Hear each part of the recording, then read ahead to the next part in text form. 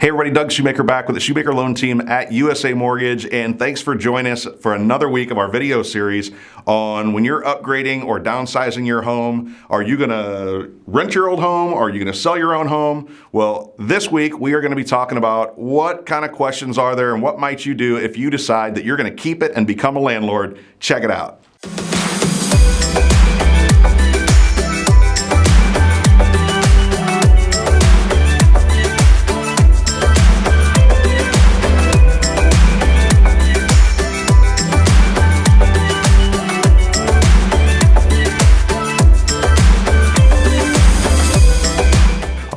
So we're back, and you have obviously decided at this point that you are going to be a landlord. So there's a couple different options that you can look at here. Now, let's start with the first one, which is actually becoming your own landlord and doing it all yourself. So here's a kind of a group of things, questions or ideas that you might want to think about. First one would be, how far is your new house from the house that you're getting ready to rent? And the reason I bring this up is this can be a double-edged sword, because on one hand, if you live really close to the house that you're going to be renting, whenever there's a problem, you can get there quickly and easily. Believe it or not, it's not a bad idea to drive by that house kind of regularly, just to check it out, just to see, what kind of condition are they keeping the yard in, or, are they taking care of stuff? But again, the main thing is when you're a renter, and you can probably remember this, man, when your furnace goes out, you want it fixed like now. So if you live too far away and you're handling all this stuff yourself, it could be an issue.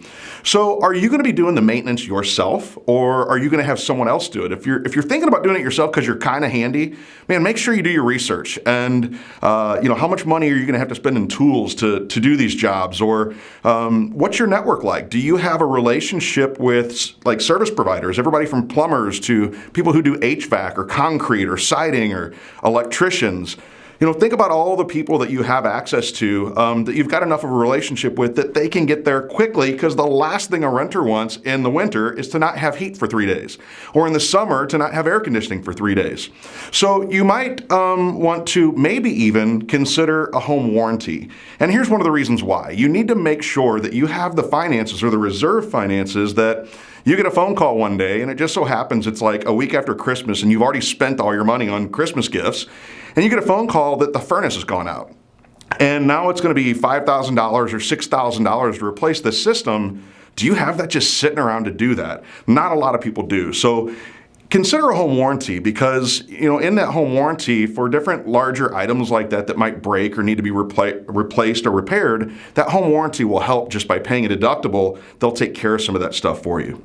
So after all that discussion, I bet about 75% of you that thought you wanted to do this yourself are now saying, wow, man, I don't know that I want to do all that craziness. So maybe you'll hire a property manager. And there's a lot of really good ones in the area. If you need a recommendation for a good property manager and you don't know anybody, make sure and call us, because I've lived here for 40 plus years of my life. I've been in the industry for 27 years.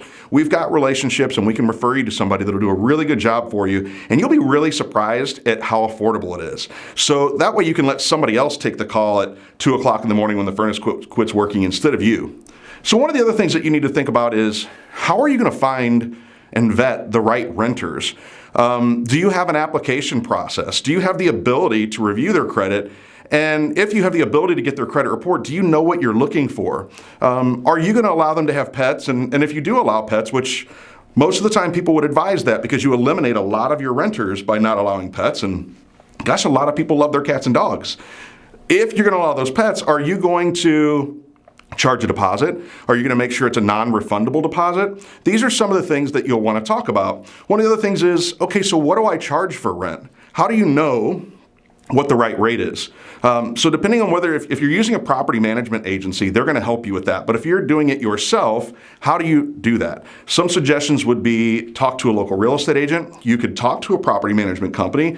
Even if you don't plan on using them, they'll want to sell you on their services and all that good stuff, but have them give you an idea what you should be renting it for, or maybe talk to an appraiser. If you need a recommendation for any one of those three people, we're here for you. So hey, I hope this information helped you out a little bit in terms of you deciding to keep your home and rent it out yourself or hire a property management company. And hey guys, we're here for you, including nights and weekends. If you have any questions or concerns about the pre-qualification or pre-approval process, if you need recommendations for some of these services, I'm glad to help you out. I'm here at 618-795-0790. Thanks again for checking out our series on upsizing or downsizing, whether you're going to keep your house or sell your house.